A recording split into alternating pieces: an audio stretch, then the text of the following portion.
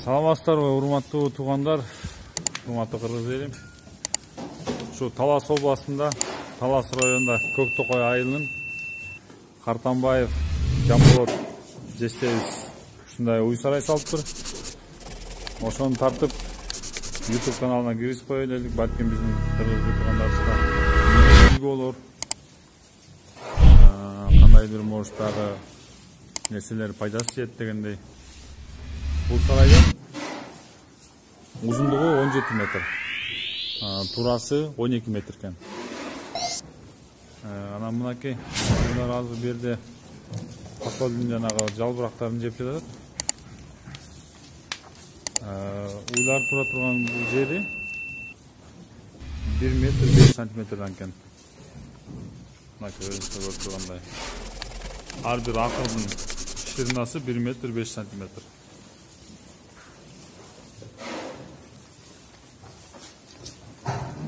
Ушундай экен.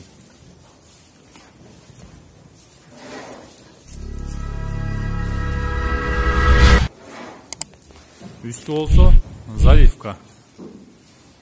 Üstü. Drangаны каккан экен, анын үстүнөн 4 сантиметр, 2,5 сантиметр заливка койгон экен. Анын чатыры жабылган мындай. Сарайдын içi аябай жылуу экен.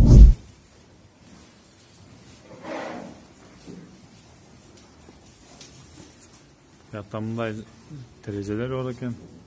Жайында ачык оңго шамалдап турганга. Биянан 5 терезе, тиянан 5 терезе экен. Могу уй тура турган жери, тактай.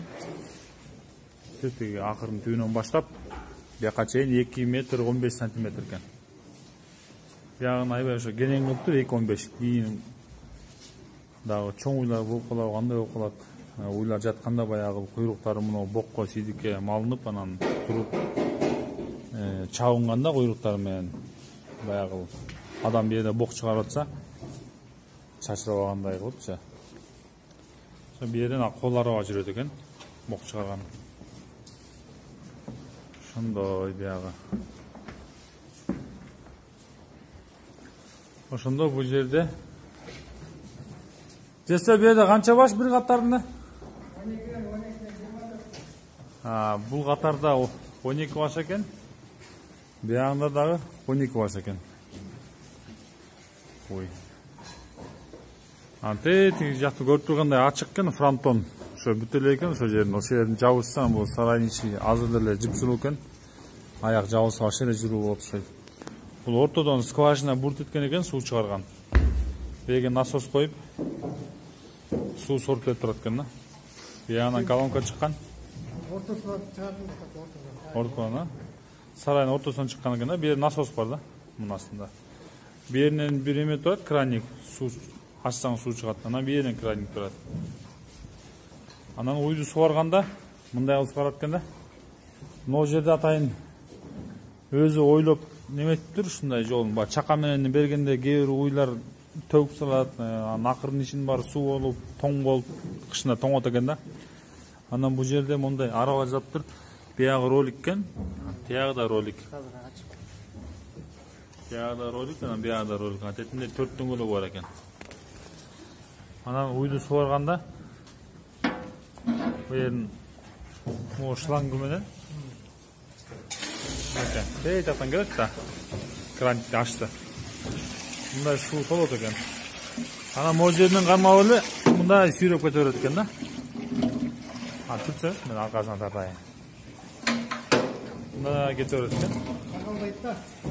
Болду.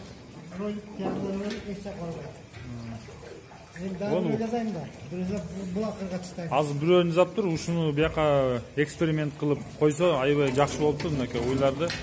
Ушул жерден эле суу ичип кете берет экен. Бас.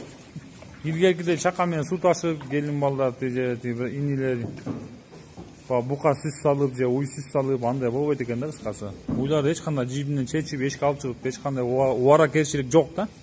Бу жерде бир эле киши бат эле. Жарым саатта сугарып, жарым сааттын ичинде эле ошо чөп салып коет экен. Бу жерде ушундо 28 баш уйгачы. Мынакей бу жерден суу толуп келе атканда бул кранчикти жаап коет экен. жайында эми тоңбойт да, кышында вообще эле суу тоңбойт экен. Мунун ичинде 24 баш уйдун эмеси менен дем аябай күчтүү болот экен. Уйларга да жылуу экен да. Биягы дагы заливка куюлган. Бул ортосуна ачык эле калтырышып турат айын. Ошо мына Жамболот эсебиздин өзүнүн ойлоп чыгарган нерсеси экен. Муну эң барынан дагы мына суу ичкен акыры жакты мага. Мынакей. Мындай кете берет, капталдарында ролик бар экен, айланып кете берет экен мындай болуп. Болду, мына түртүп кой кете берет экен, любой эле. 5-6-касын окутсуз эле, мына акырын тартып эле, могу букаларга суу бере берип. Бука эң башкысы бер жакка өтүп кете албайт экен, мунун оозу астында тыян өркөчүн такап, муну моюн косуп турат экен. Ошондой туугандар, кимге жакса класс басып, ушу жалпы кыргыз элине таратып койсоңор болот. Балким кээ бирлерге ушундай пайдасы тие тургандай сарай болуп салынган балким. Мынакей биягын баары жаркыраган свет. Эми таза экен да, жакшы аябай.